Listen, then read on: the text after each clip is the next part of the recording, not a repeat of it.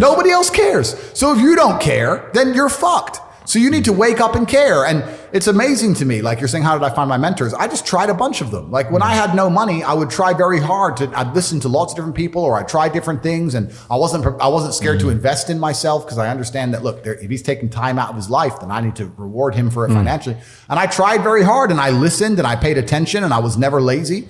I don't believe there's a person on the planet who pays attention, tries their best, is never lazy, is on time, works hard, has a mentor, and is giving it his all, who isn't rich. I don't believe it. I think that if you do all those things, you're rich. And if you don't have any money, you're missing one of those key elements. Now, you can fool yourself and you can fool everyone else and you can pretend you're doing them. But if you're truly honest with yourself, am I finding people who are trying to teach me what I want to know? And am I trying my best? And the answer is fucking no every time. Just even being around people with money, it's just a good place to be.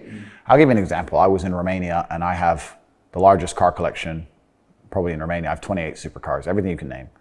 And I went to a town called Cluj-Napoca. It's on the border of Hungary. And I drove there in my Chiron, and I parked up, and a kid came up and he said, "Hey, can I take some photos of your car? I have a car spotting page."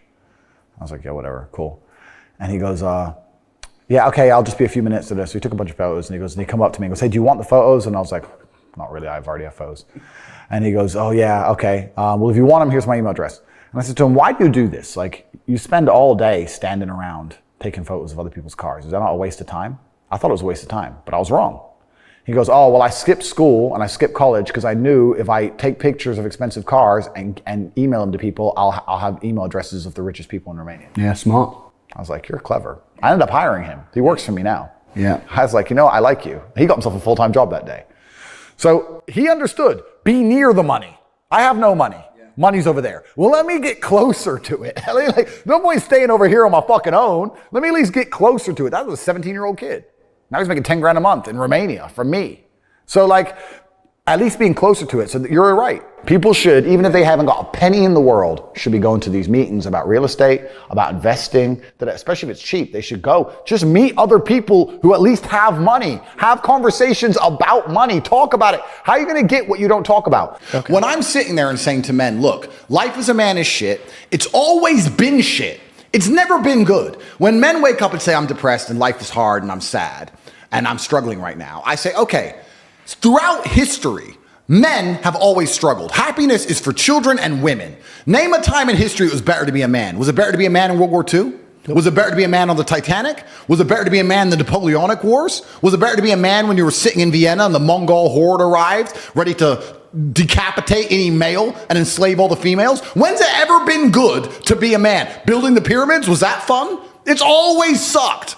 The only time being a man ever is good is if you become an exceptional man, which is even something feminists admit. Because feminists sit and complain about men and say, well, men have this, men have that. But they're talking about 2% of men. Fascinating. They don't talk about all men. They say men have the best jobs. 2% of men have the best jobs. Most men carry trash. So you're talking crap.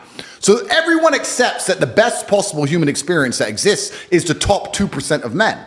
Anything below that sucks as a man. You're better off being a chick. So what I say to men is, look, life's hard. It's always going to be hard. It's always going to suck. It always has. The only way to get out is to become excellent and perform at a level where your echelon is so high that you get to live this brand new experience. You need to become strong and smart and interesting and charismatic. You need to become rich, powerful, well-known, connected. You need to do it. But can all men do that? No. So, okay. But I have to tell them the truth. When people come along to me and say, my life's shit, and I look at them and go, yes. I think a lot of the problem with people, especially in the world today, is they misunderstand the difference between a dream and a plan. And nothing good in your life is ever going to happen by accident. If you see a guy in fantastic shape, you don't say, how'd you get in great shape? And he goes, it just happened. Oops, I just fell. No, he ate a specific way. He trained a specific time. He did specific things for a specific outcome. And it's the same with finances. And most people who are broke, if you say, do you want to be rich? Yeah, I want to be rich.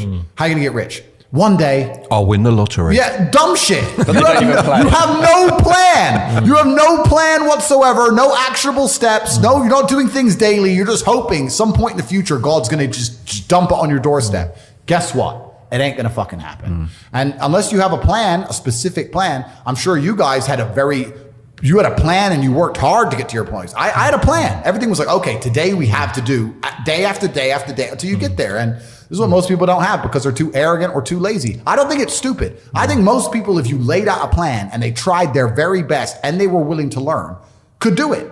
I don't think people are too stupid to make money.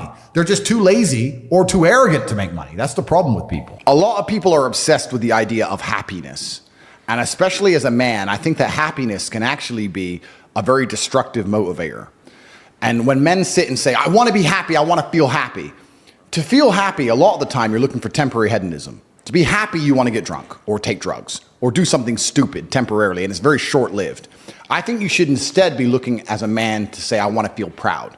If you choose pride over happiness, you're going to make decisions that you're proud of and that people around you are proud of, and it's going to be better for yourself and better for society and better for everyone who loves you, everyone you care about. If you're the kind of person who searches for happiness, whether male or female, in my experience, people who search for happiness end up doing hedonistic, temporary, stupid things. When I find men who search to feel proud of themselves, I want people to be proud of me, and I want to be proud of myself, and I want to be respected.